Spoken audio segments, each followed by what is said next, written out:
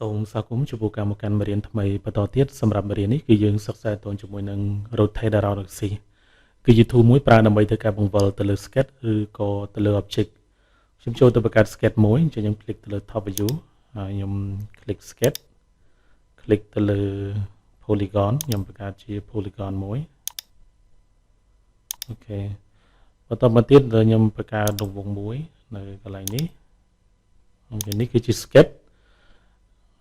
ហើយខ្ញុំចង់ធ្វើការបង្វិលវាអញ្ចឹងក្នុងការបង្វិលវា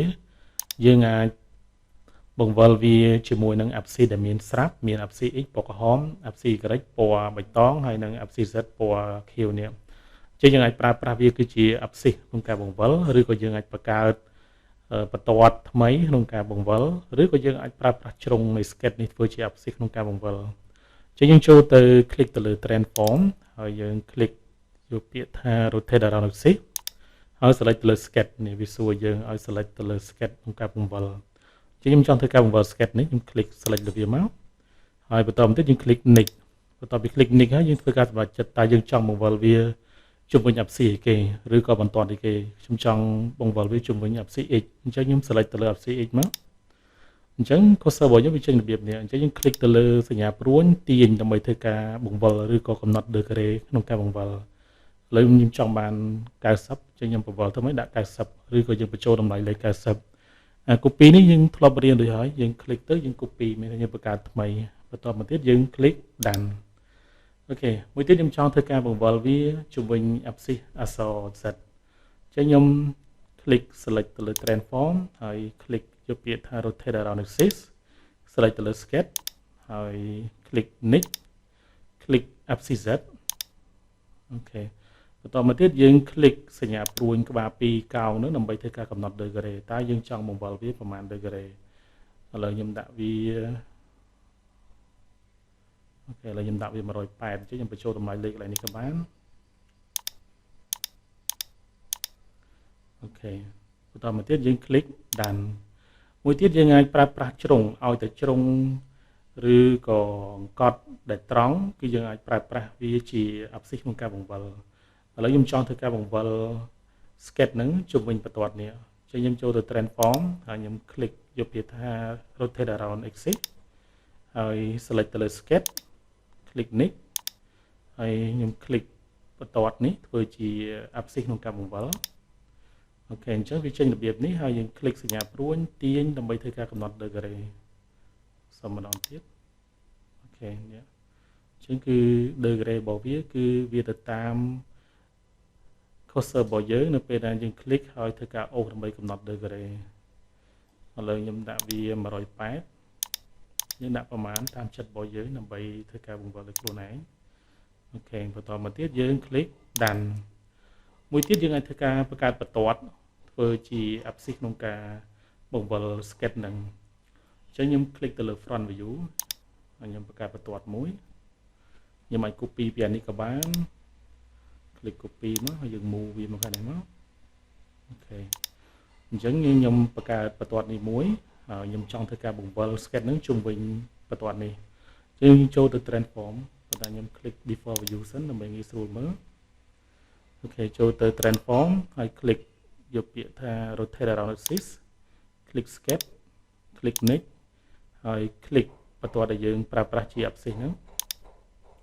ហើយ click សញ្ញាព្រួញហើយអូសដើម្បីធ្វើការកំណត់ degree ដែលយើងចង់ធ្វើការបង្វិលវាអូខេ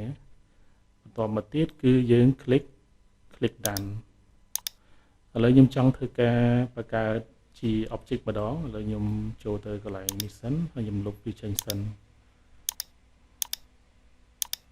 អូខេខ្ញុំបង្កើត object មួយអូខេខ្ញុំគូសវានៅលើប្លង់ front ក៏បានជា polygon ដដែលអូខេបន្តមកទៀតដែលខ្ញុំធ្វើការ extrude វាដើម្បីបង្កើតវាជា object វាខុសគ្នាទេនេះអញ្ចឹង